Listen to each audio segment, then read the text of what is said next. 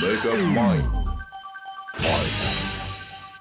The Team Fortress 2 community is not one that tends to agree on much within itself. Between the balance and viability of certain weapons, the balance and viability of certain classes, and in some cases, the sheer existence of certain cosmetics, TF2 fans are generally infamous for being willing to kill each other in the streets over whether or not trash or garbage is better. The TF2 community is, at the very least, extremely passionate about the game, for better or worse. However, even with that, there are a few generalized sentiments that you'll hear most of the community join hands on. Medic is the best class in the game. Cheaters and bots need to go. And for the purposes of this video, some weapons are really annoying. There are quite a few TF2 weapons that cross the line into being problematic by the community standards, but in this video, I wanted to discuss 3 that I feel are the uncontested most hated weapons in the game. Weapons that may be fun to use, yet elicit nothing but sheer blood-boiling rage from the people fighting them. While these weapons might not be overpowered or even the best in slot picks for their respective classes, you'd be hard-pressed to find a TF2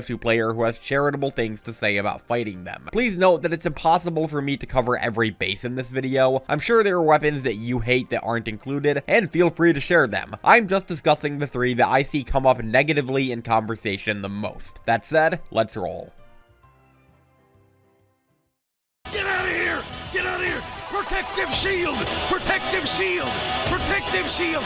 Let's start out with a long overdue class for the weapon subcategory series. I've made it no secret in the past that I am not a medic main. In fact, he's my least played class by some margin, and because of that, there's always been one particular medic weapon that struck me as a bit intimidating. A weapon that's widely recognized as one of the most maligned weapons in the game to fight against, yet at the same time has several dedicated medic players swear by it every day. The protective shield generator, the Vaccinator. The Vaccinator is such a black and white weapon within TF2. If you're the medic using it, or if it's on your team, you'll probably love it and take no umbrage with its unique brand of utility and in-the-moment decision-making. However, if you're fighting against the Vaccinator, you'll often find yourself experiencing some of the most frustrating, lopsided, negativity bias-inducing interactions possible in the game. Because while players generally respect the medic's abilities and view them as a necessary and healthy part of TF2's gameplay loop, nobody would really call what the Vaccinator does healthy. But why is that?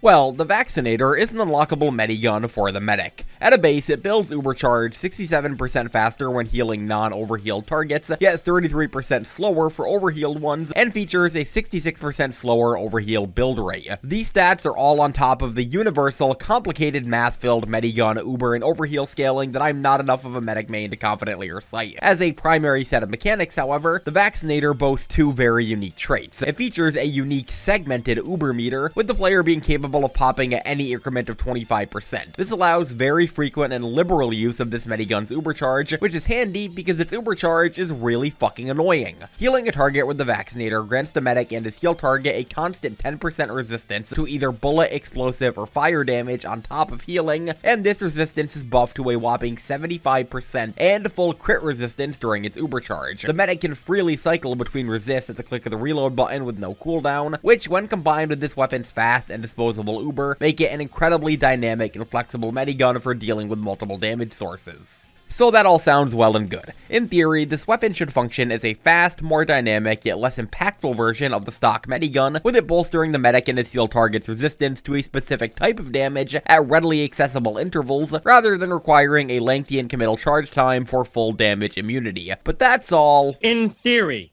In theory, communism works. In theory. Because you see, in practice, this weapon functions less as a poor man's defensive buff or in-the-moment utility, and more as a dedicated screw you button for whatever ails you and your heal target. The amount of things you're able to just give a proud, unapologetic middle finger to using this weapon is simply absurd. The passive 10% damage resistance on top of otherwise uncompromised healing compared to stock would already be a little crazy, but it's the flexibility and leniency of this weapon's shields combined with its generous Uber rate that really tips it into hated weapon territory. Because yeah, while it does require a fair amount of in-the-moment decision-making, adaptation, and prioritizing certain damage types, the Vaccinator is all around an incredibly lenient and forgiving weapon for what it offers. When you start using this weapon, you might think that it'll be really daunting and intimidating to decide on what resistances to use when, to decide on when to pop your 4 valuable Uber chunks, etc. But in practice, the actual rate at which you should be using them is somewhere in the ballpark of at every goddamn opportunity. ABP is the mindset of the Vaccinator. Always be popping. With smart play and prioritizing the right heal targets, you can pretty much always have a shield up. Not only does switching between the Vaccinator shields have no cooldown, allowing you to theoretically stack multiple shields on one person with fast enough switches, not only are you still able to capture objectives while using them, a unique trait amongst Ubers, not only are you able to use Ubers within seconds or moments of each other, with them recharging in a matter of seconds, but you also fucking regain Uber while using it. If you exercise even the slightest bit of opportunistic play, you will likely never be without a shield in the throes of the average Vaccinator match. This is one of the more contentious things about the Vaccinator. While sustained focused fire from multiple damage sources can absolutely outnumber its healing, it is guaranteed to always remove the agency of one specific player that is fighting against it. Whatever the medic using it views as the highest priority target to shield against basically gets a dedicated stop sign thrust into their face. It does have counterplay, but when 1/3 of your team's damage will be useless against it, it's not very fun to play against. But, you know, it only covers bullet, explosive, and fire damage, and TF2 does have more damage types. Melee weapons are completely unaffected, which can make Demo Knight a good counter to it, and things like the,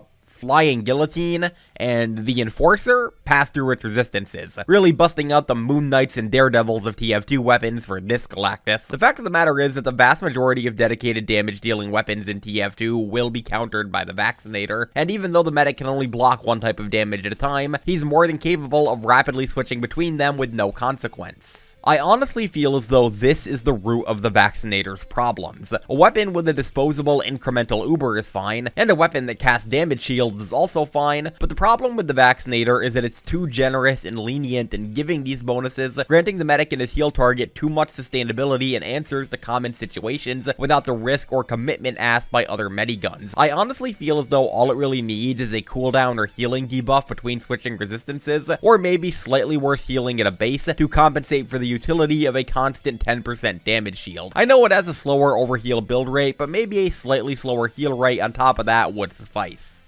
And to be completely fair, the Vaccinator does have a few concrete weaknesses. It does not mitigate knockback, including the amplified knockback of crits, so you can still bounce around an Ubered pair as easily as ever, and the resistances that the medic and his heal target are currently rocking are prominently displayed at all times above their heads. This means that, with coordinated enough play, you can bear down on them with enough focus fire from enough sources that the medic simply won't be able to block at all. A real Area 51 raid for the modern day. And that's ultimately the most frustrating thing about the Vaccinator.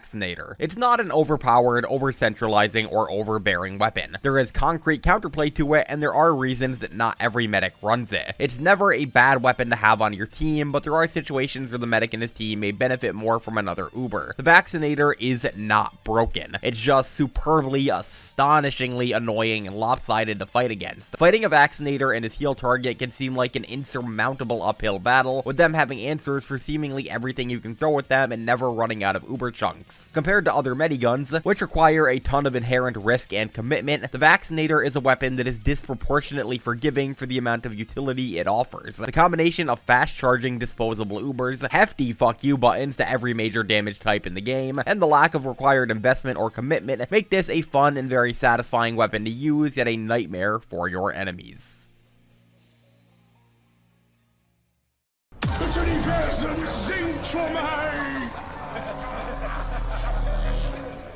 Back in my Beginner's Trap Weapons video, I made the bold claim that the Brass Beast was my least favorite minigun to use on my personal favorite class, Heavy. This claim came bundled with a few unsavory implications, those being the insinuation that I enjoyed using the Holong Heater and Natascha more than the Brass Beast. Now, I don't think anyone would say that the Holong Heater is a hated or controversial weapon, and I'd love to preach the good word of it in a future video, but the Natascha, that one requires some explaining. To be frank, people really fucking hate the Natascha. I thought the two of you would like some nice, cool lemonade. This man uses the Natascha. You don't get any lemonade. Let's discuss why. The Natascha is an unlockable minigun for heavy and an achievement item at that. It boasts both a flat 25% damage penalty compared to stock and a 30% slower spin-up time, putting its spin-up duration somewhere between stock and the Brass Beast without the colossal damage numbers of either to compensate. As a primary set of benefits, it boasts the same 20% damage resistance when spun up and below half health as the Brass Beast, and more importantly features a unique ability to slow enemies on hit. This is one of 2 weapons in the game that offers a guaranteed slowing or CC effect on enemies, and is the primary reason that people hate it. Now, the slow on hit effect is a bit misleading. This does not work like slowing or CC effects in something like Overwatch. It does not incrementally decrease the enemy's speed for any concrete duration. Rather, an enemy hit with one of the Natascha's bullets will have their movement speed instantly drop to 113 hammer units, or slightly faster than a spun up heavy, for the specific instant that they're shot, with the slow being reapplied with each individual bullet. This effect lasts for roughly the length of the stock hit sound, and through repeatedly landing close range bullets, you can effectively anchor an enemy in place so that they can't escape. The severity of the slow is not impacted by the enemy's base movement speed, so whether or not you're shooting a scout or a heavy, the slow will be applied all the same. So it's more like a brief on-hit stun rather than an incremental slow. The slowing effect does feature some form of effect fall off, with it being less effective to borderline unnoticeable at longer ranges, but there doesn't seem to be any concrete documentation of the exact numbers available online, with even the TF2 wiki stating that it's unknown how much speed is lost over what specific distances. If you shoot an enemy close up, they'll be slowed. If you shoot them far away, they won't. Basically, like any other minigun, this weapon and its primary application are most effective at close range.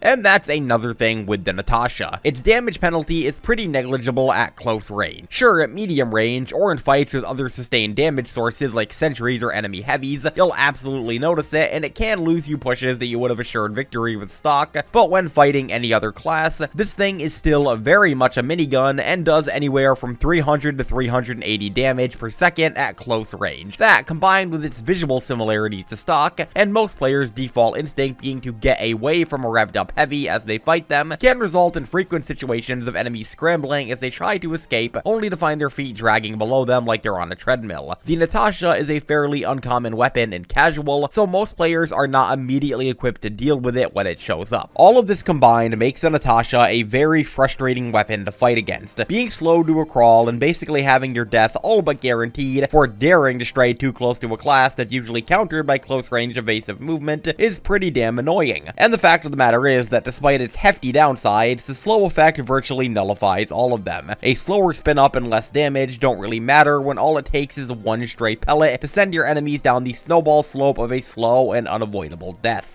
The Natascha is a weapon that looks at Heavy's weaknesses, his slow movement speed and predictable tracking, and proudly says if you can't get up to their level, bring them down to yours. This is a weapon that puts every one of Heavy's natural hard counters except for Sniper at a severe and crippling disadvantage for daring to get caught by a few stray pellets. If you really hate scouts, strafe happy spies, rocket jumping soldiers, or damn, even poor demo knights, this weapon is for you. All of this leads to a weapon that I have seen be described as the dreaded C word, a crutch, padding and training wheels for heavies who cannot track enemies without the slow. This is compounded by its nature as an easily obtained free achievement item. This is, all around, an Overwatch weapon in TF2. TF2 is not a game that's designed or well suited for mobility hampering CC. There are only 2 weapons in the game that do this, and the other one is the Sandman, a weapon that makes an already frail class even frailer and has its CC effect applied on a linear projectile with a lengthy cooldown. By comparison, the Natascha is a gun that applies its slowdown by using the primary fire of the highest sustained damage dealing weapon category in the game. It shouldn't be too hard to understand why people hate it. But wait, didn't I say I like this weapon? Okay, no. Like would be a very generous oversimplification of my thoughts on it. In general, I hate fighting against this weapon just as much as anyone else, and fully agree with the sentiment that its design simply does not work in TF2. Me placing it above the Brass Beast on my personal heavy weapon fun tier list is simply due to the fact that the act of using it aligns more with my personal heavy playstyle. I like being a mobile push-oriented team anchor rather than being a bait and punish oriented immovable object, and while this weapon does have more surface level similarities to the Brass Beast than stock, I'd say it's more flexible and all around able to be used in more situations than the Brass Beast. I still don't like it and genuinely think the game would be better off without weapons like this, but I like the act of using it more than the Brass Beast. Maybe, I don't know. Surprise, bitch.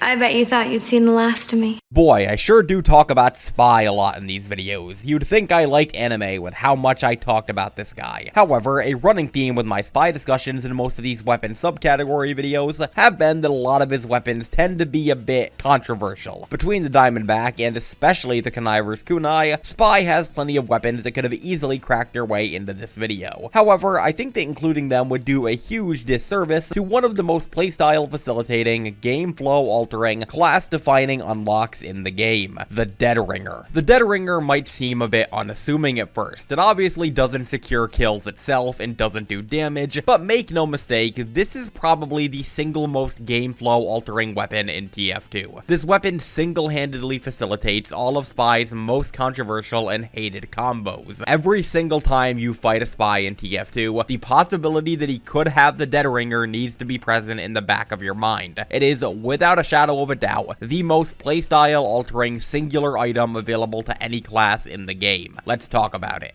The Dead Ringer is an unlockable cloaking watch for Spy. Unlike his other watches, which are immediately activated upon pressing mouse 2, the Dead Ringer requires that the player first take damage with it held up, at which point the damage will be reduced by 75%, the Spy will be cloaked instantly and he'll drop a fake Spy corpse. For the next 3 seconds, the Spy can run around cloaked with a 65% resistance to all damage, and immunity to afterburn and bleed, and a speed boost. He'll also not flicker or shimmer when bumping into enemies for 3 seconds. After this 3-second period, he'll spend the last 4 seconds of his cloak under normal cloak rules. As for a few primary negatives, the Dead Ringer can't be activated manually, requiring damage for the cloak to go off. It cannot collect cloak from ammo boxes or dispensers at all, and it features a very loud and noticeable decloak sound effect. There's also this whole thing about it losing 50% cloak instantly upon activating it, but that's just a really roundabout way to explain that it has a 7-second cloak duration. So that was a pretty wordy stat lineup, and after hearing that, you might have some ideas in your head about what kind of watch the Dead Ringer is. Oh wow, you might be saying. This thing allows me to fake my death as Spy, and it shows fake kills in the kill feed, and it gives me a damage resistance. This must be the ultimate sneaky big brain cloaking watch. However, I invite you to throw all of those preconceived notions about the Dead Ringer straight into the trash, because this thing is not used to be sneaky or deceptive at all. Rather, this is the ultimate face tanking and damage sponging weapon in the game.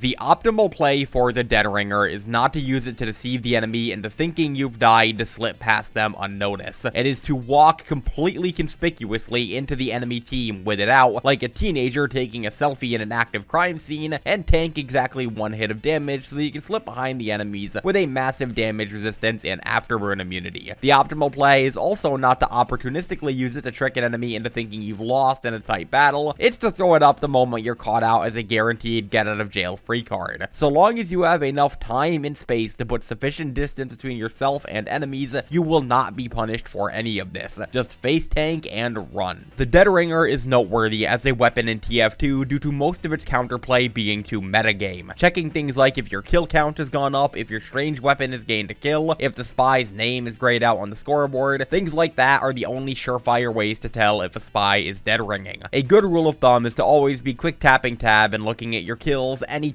you kill a Spy. On top of that, there's no actual way to know if an enemy Spy is actively attempting to bait a Dead Ringer. While you can tell based on whether or not a Spy is actively shooting or attacking you, as he can't attack while holding his ringer up, he can easily just pull it out in between shots or predict when you're about to fire to throw off your game. You can never be too sure if a Spy is truly dead if you've killed him while he's uncloaked without metagaming. The Dead Ringer is such an impactful weapon within TF2 because its sheer existence makes players have to readjust their entire strategy to fighting Spy. Anytime you shoot an uncloaked Spy and he dies, you have to check that scoreboard. You have to keep your guard up. The mere possibility that a Spy may have this weapon completely changes the dynamics of the game. It allows Spy to play in an incredibly aggressive forward manner and enables him to escape and skirt pretty much any guaranteed death scenario. This is the most that a single weapon changes the game by a fine margin. If you ever hear anyone complain about a Spy weapon, say that it's overpowered or broken or annoying, rest assured assured, they're complaining about it specifically alongside the Dead Ringer. The kunai grants Spy insane survivability for getting stabs, but it gets tipped into being overpowered when he has a guaranteed out for failing. The Diamondback gives the Spy access to insane damage at any range, but gets even stronger when he can safely reposition himself at no cost. Any of these weapons are strong on their own, but not broken when they're operating under the assumption that the Spy has to carefully slink around and pick his battles. When comboed with the Dead Ringer though, they really come into their own as infamous weapons.